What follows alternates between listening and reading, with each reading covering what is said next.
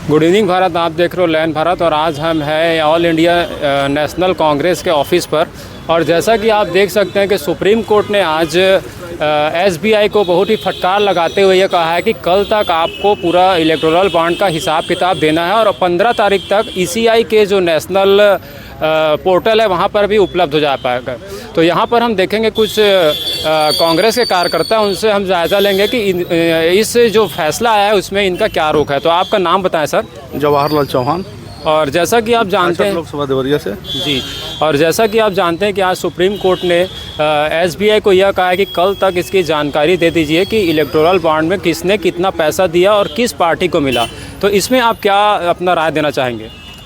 Supreme court का वो demand सही है, लेकिन जो है ये सरकार भग रही है जी।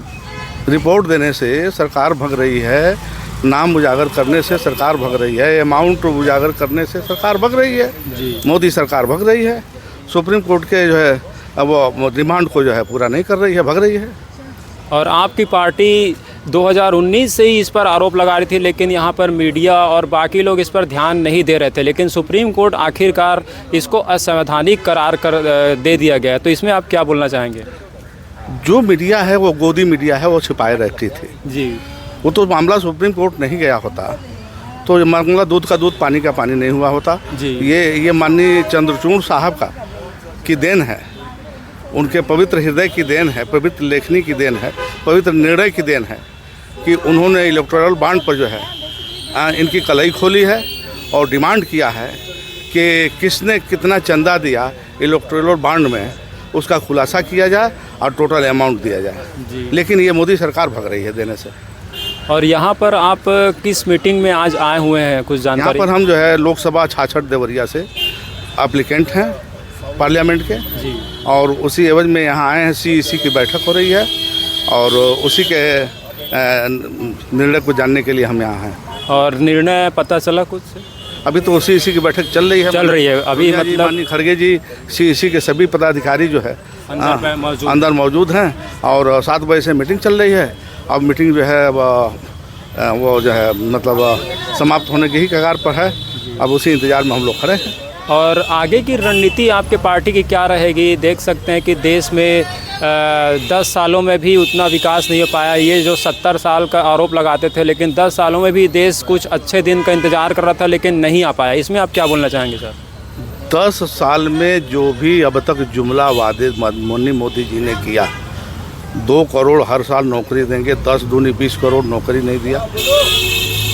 भ्रष्टाचार दूर करेंगे, महंगाई मुक्त भारत करेंगे, विदेशों से काला धन ला करके हर व्यक्ति के खाते में 15 लाख देंगे, नौजवानों को छात्रों को नौकरी देंगे, अग्निवीरों को जो है चूतिया बनाकर 4 साल की नौकरी दे करके सैनिकों को भी जो है जुमला पढ़ा दिया गया।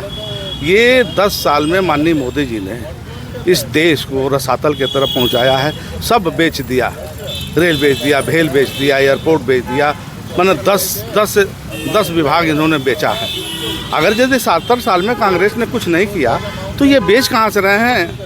इनके घर से तो आया नहीं कि बेच रहे हैं, इन्होंने तो कुछ किया नहीं कि बेच रहे हैं। ये जुमलेबाजी इनकी शुरू से 10 साल से 2014 से और अब तक पब्लिक जो है ऊब गई है इनके जुमलेबाजी से। इनके जुमले में केवल जो है वो जुमलेबाजी है। हर चुनाव में यही होता है और जनता का वोट ले करके और फिर जो है जनता को चुतिया बना करके आज जनता को गुलाम बनाने की कोशिश की जा रही है इस देश में। लोकतंत्र में आज जो है संविधान बचाना मुश्किल हो गया है, संविधान खतरे में है, लोकतंत्र खतरे में है।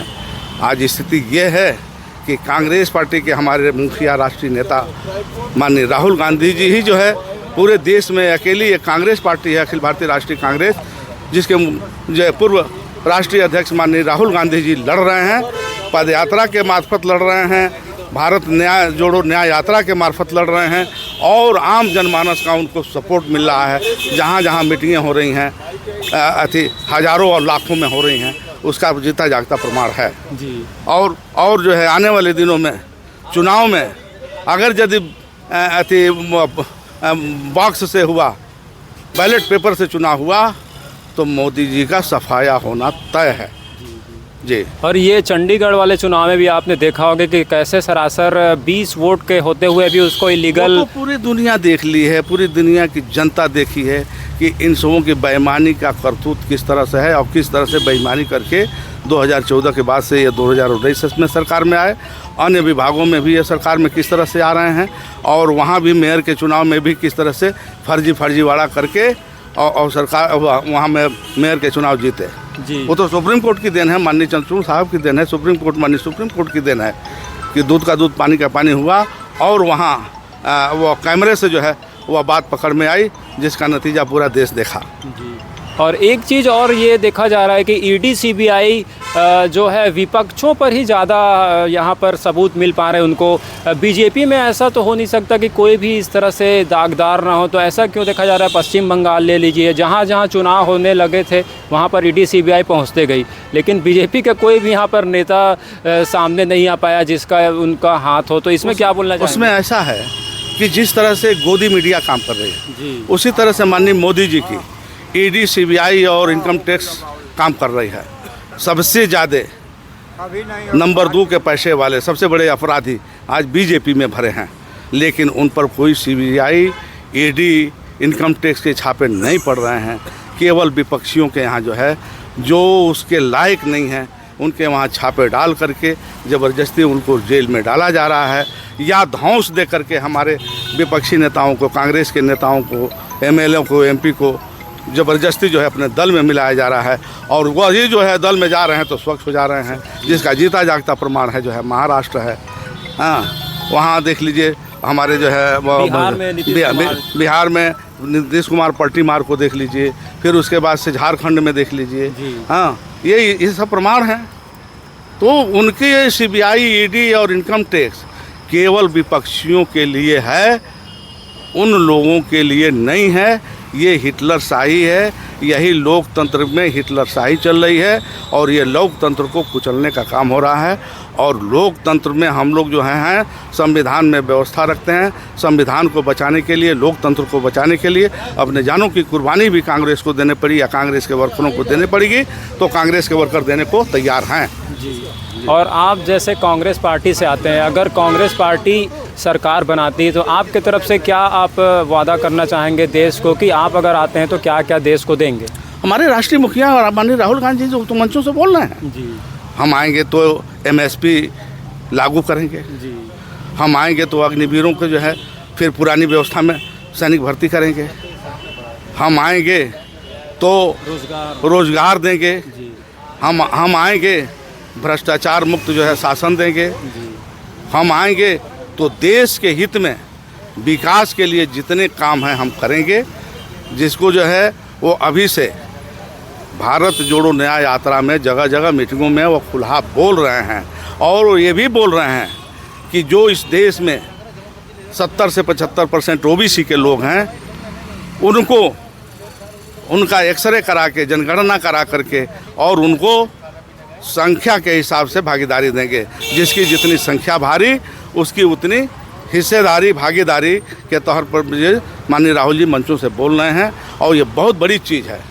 जिस तरह से माननीय बीपी सिंह ने पिछड़ों को आरक्षण दिया, उसी तरह से माननीय राहुल जी जो है चौड़ा दिल इंसान जो है, कोई बिना परवाह किए पिछड़ों के लिए 70% के लिए मांग कर रहे हैं, एक्सरे कराने की बात कर रहे हैं, जनगणना कराने की बात कर रहे हैं, उनको हिस्सेदारी संख्या के हिसाब से भागीदारी देने की बात कर रहे हैं। ये बहुत बड़ी चीज़ है, और हम पिछड़े लोग जो है उनको सर आँखों पर बैठाए हैं, और कांग्रेस पार्टी के लिए दिलो जान से काम कर रहे हैं, और कांग्रेस पार्टी को सरकार में ला करके ही दम लेंगे।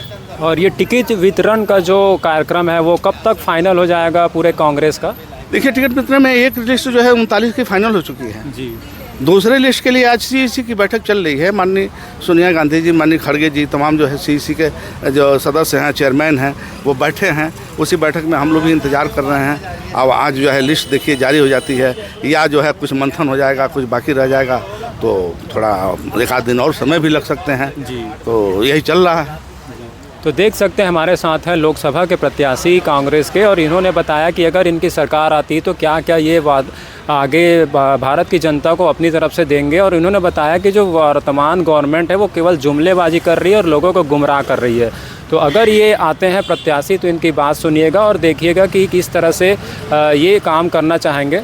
और हालांकि सुप्रीम कोर्ट ने यहाँ पर इलेक्टोरल बॉन्ड को तो निरस्त कर दिया है और देखना यह होगा कि कल जो जानकारी आएगी और 15 तारीख को जो ECI के जो वेबसाइट में डलेगा उससे दूध का दूध और पानी का पानी हो जाएगा और कौन से बिजनेसमैन ने किस पार्टी को कितना चंदा दिया उसका भी रिज़ल्ट देखना बहुत ही यहाँ पर रोचक होगा और उससे आने वाले चुनाव में काफ़ी इफेक्ट पड़ने की संभावना है। और ये कुछ और बोलना चाहते हैं सर जी हैं?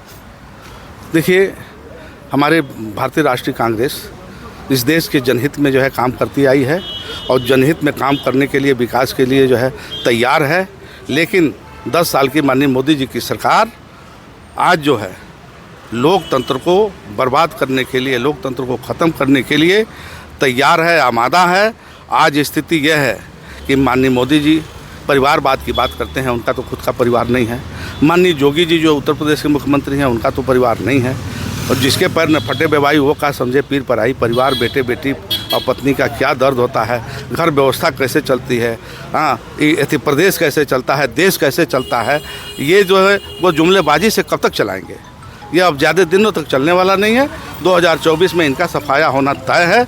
आम देश की जनता जो है ये अब ठान ली है कि अब जुमलेबाजी नहीं चलने देंगे और कांग्रेस को लाएंगे। इसलिए कि कांग्रेस ऐसी पार्टी है जिसमें हर जाति वर्ग संप्रदाय के लोग जो है रहते हैं, काम करते हैं, खुशहाल रहते हैं और कोई उनको जो है अड़चन नहीं महसूस होती है, कोई उनको गम नहीं महसूस होती है, कोई उनको बाधा नहीं महसूस होती है। आज वो कांग्रेस के लिए जी जान से जो है लगे हुए हैं।